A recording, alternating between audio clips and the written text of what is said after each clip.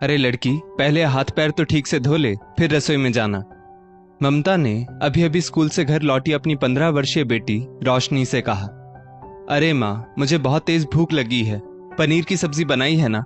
बाबा सुबह दूध के साथ पनीर भी तो लाए थे। स्कूल जाते समय मैंने पहले ही कह दिया था कि आज पनीर की सब्जी ही बनाना, रोशनी ने कहा। हाँ हाँ बनाई है, ममता ने कहा। रोशनी ने अति उत्साहित होते हुए सब्जी का बर्तन खोला तो देखा उसमें मात्र आधा कटोरी सब्जी ही रखी थी। माँ, इतनी कम सब्जी? रोशनी बोली। हाँ, हम सब खाना खा चुके हैं। तेरे बाबा फैक्ट्री में अपना टिफिन साथ ले गए हैं। तेरे भाई चिराग को सब्जी बहुत पसंद आई, इसलिए सब्जी कम बची है तेरे लिए। बेटा, दिल छोटा मत कर, बहन का तो काम ही है भाई के लिए त्याग करना, ममता बोली। पर माँ, आप चिराग से कह सकती थी कि तेरी बड़ी बहन भी बाकी है खाने के लिए, उसके लिए भी उसके हिस्से की पर्याप्त सब्जी बचा कर रख। पर आज भी आपने बेटा बेटी में भेदभाव कर ही दिया।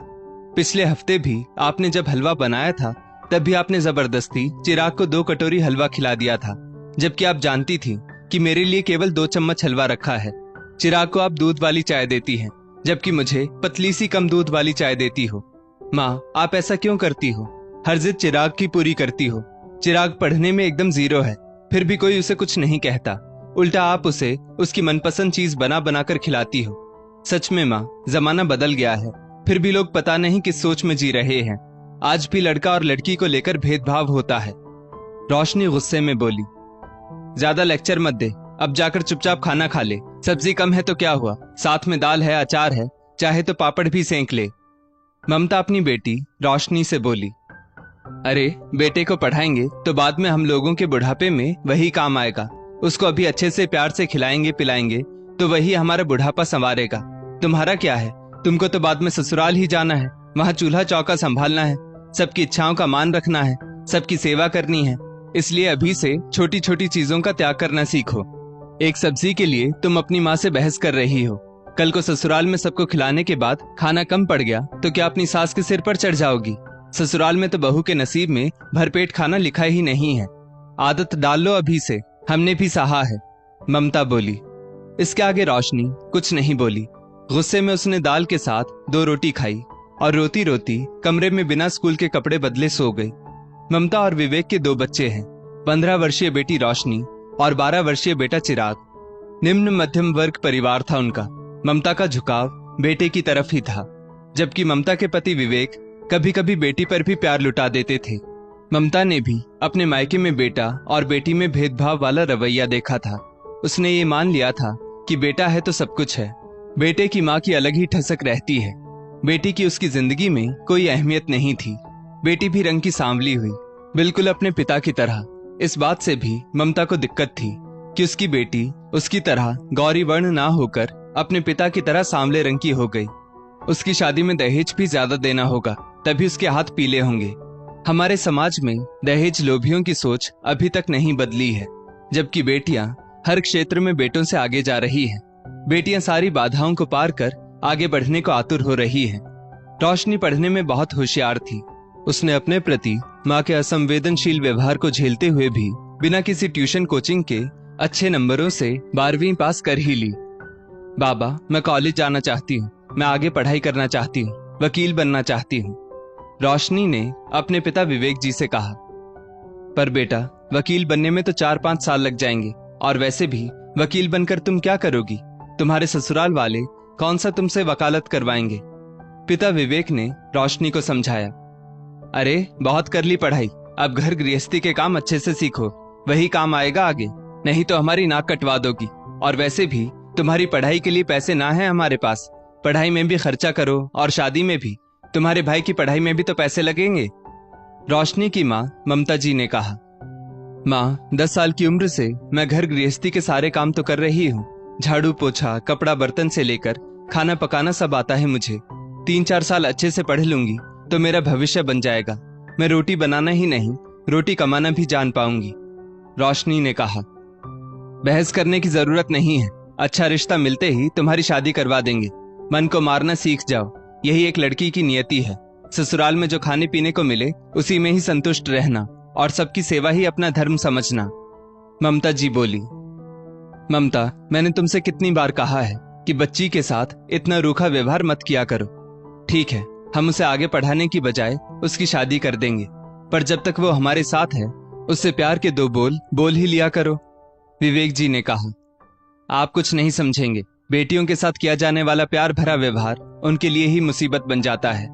मायके में मिले प्यार सम्मान को वो ससुराल में खोजती है, जो उन्हें मिलता नहीं तो बेटियों को परेशानी होती है, उनका मन आहत होता है।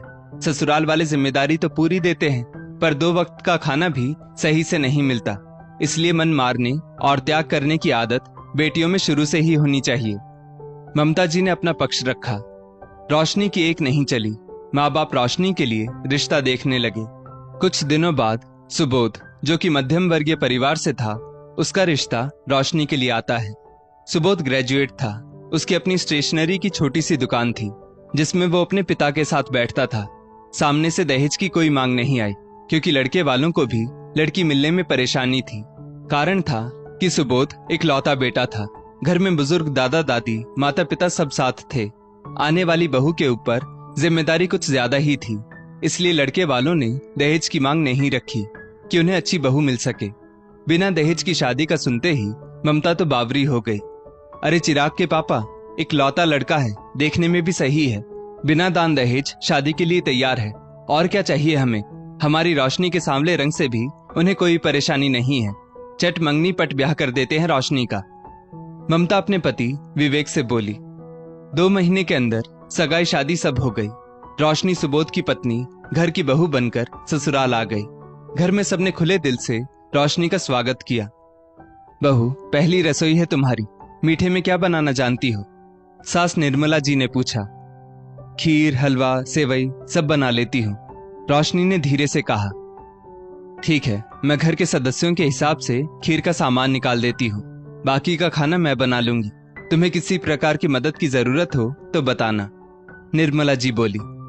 रोशनी ने भगवान का स्मरण करते हुए खीर बनानी शुरू की। खुशबू से पूरी रसोई महकने लगी। निर्मला जी एक एक करके बनाया हुआ खाना डाइनिंग टेबल पर लगाने लगी। रोशनी, खीर का भोग सबसे पहले भगवान को लगाओ, फिर घर के बड़े दादा दादी को परोसो, फिर हम सब लेंगे, निर्मला जी बोली। वाह छोटी बहू, बहुत स्वाद बनाई है खीर, ये ले बेटा तेरा नेक, दादी सास ने सोने के छोटे से कान के बूंदे रोशनी को देते हुए कहा। फिर रोशनी ने अपने सास ससुर और पति को खीर परोसी। वाह बेटा, बहुत ही स्वादिष्ट खीर बनाई है। इतना बोलकर ससुर जी ने भी शगुन का लिफाफा रोशनी के आगे कर दिया। रोशनी, तुम्हारी खीर की कटोरी कहाँ है? निर्मला जी ने पूछा। जी मैं भी खा लूंगी, पहले आप खाकर बताएं खीर कैसी बनी है। सच में बहुत स्वादिष्ट खीर बनाई है तुमने तो मुझे मेरी माँ की याद दिला दी, निर्मला जी ने कहा, और सोने की अंगूठी रोशनी को पहली रसोई में उपहार स्वरूप दे दी। अरे खीर का सेकंड राउंड हो जाए, रोशनी का पति सुबोध बोला। निर्मला जी किचन में गई। पहले रोशनी के लिए कटोरी भरकर खीर अलग रखी, फिर बची हुई खीर थोड़ी थोड़ी मात्रा में सबको दोबारा परोसी। निर्मला जी के इस छोटे से प्रयास ने रोशनी के मन में उनके प्रति सम्मान बढ़ा दिया। निर्मला जी दिन में 3 टाइम रोशनी की थाली में निगाह जरूर रखती कि उसकी थाली में पर्याप्त भोजन है या नहीं। रोशनी को अपनी माँ की बात याद आई कि ससुराल में बहू के नसीब में भरपेट खाना लिखा ही नहीं है। माँ कितनी गलत थी। जिस तरह हर माँ एक समान नहीं होती, उसी तरह हर सास भी एक समान नहीं होती, रोशनी मन ही मन सोचती।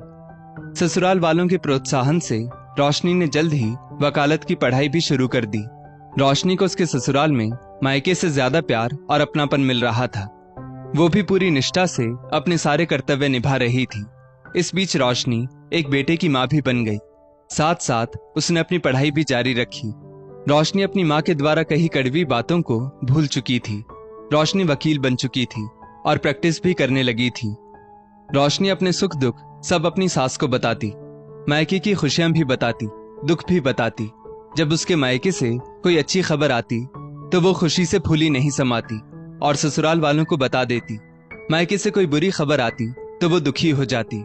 इसी तरह की एक खबर उसके मायके से आती है। रोशनी बेटा, एक बहुत बुरी खबर है। तुम्हारे बाबा पर फैक्ट्री के मालिक ने पैसों के हिसाब किताब में गड़बड़ी करने का झूठा मुकदमा कर दिया है। उन्हें पुलिस ने गिरफ्तार कर लिया है। बेटा, तुम ही हमारा एकमात्र सहारा हो। अपने बाबा को झूठे केस से बरी करवा लो। रोशनी की माँ ममता जी ने रोते हुए फोन पर कहा, माँ आप चिंता मत करो, मैं अपना सर्वश्रेष्ठ दूंगी, बाबा को कुछ नहीं होने दूंगी, क्योंकि मैं जानती हूँ मेरे बाबा कुछ गलत कर ही नहीं सकते, रोशनी ने कहा। रोशनी ने इस मुश्किल घड़ी में अपनी माँ को कुछ समय के लिए ससुराल बुला लिया और एड़ी चोटी का जोर लगा दिया अपने पापा को बेगुनाह साबित करने में। रोशनी के पापा विवेक जी के सहकर्मी ने ही उनके खिलाफ साजिश रची थी, क्योंकि विवेक जी एक ईमानदार कर्मचारी थे। वो न 1 रुपया खुद इधर से उधर करते, न ही किसी और को करने देते, इसलिए फैक्ट्री के मालिक उन्हें खूब पसंद करते थे। इसलिए विवेक जी के सहकर्मी ने उनके खिलाफ साजिश रची। रोशनी की काबिलियत की वजह से विवेक जी बेगुनाह साबित हो जाते हैं। रोशनी बेटा, मुझे माफ कर दो, मैंने हमेशा बेटा और बेटी में भेदभाव किया, तुझे तेरे हिस्से का ना प्यार दिया और ना ही सुविधा दी। मैंने हमेशा बेटे को ज्यादा महत्व दिया, जबकि बेटा और बेटी दोनों में अपना ही खून है, उनमें भेदभाव नहीं करना चाहिए। मेरे जरूरत से ज्यादा प्यार दुलार से मेरा बेटा बिगड़ गया और अब वो हमें ही दुखी कर रहा है। मुझे माफ कर दो बेटा, तुम्हारे साथ मैंने बहुत गलत किया, ममता जी ने हाथ जोड़ते हुए कहा। रोशनी ने भी उन्हें दिल से माफ कर दिया और ससुराल के साथ साथ मायके की भी जिम्मेदारी उठाने लगी। दोस्तों, किसी बेटी के मन में भेदभाव के कारण बहुत गहरा और बुरा प्रभाव पड़ता है। माँ बाप जैसे पवित्र रिश्ते के ऊपर से आस्था डगमगा जाती है और हर ससुराल बुरा नहीं होता। कई ससुराल वाले बहू को हर सुविधा, पर्याप्त भोजन सब देते हैं, उसकी काबिलियत को आगे बढ़ाते हैं, इसलिए बेटी के मन में ससुराल वालों के खिलाफ जहर ना भरे। इस स्टोरी को लेकर आपकी क्या राय है, नीचे कमेंट करके जरूर बताइएगा और ऐसी ही और भी बेहतरीन वीडियोस के लिए हमारा पेज जरूर फॉलो करें। धन्यवाद।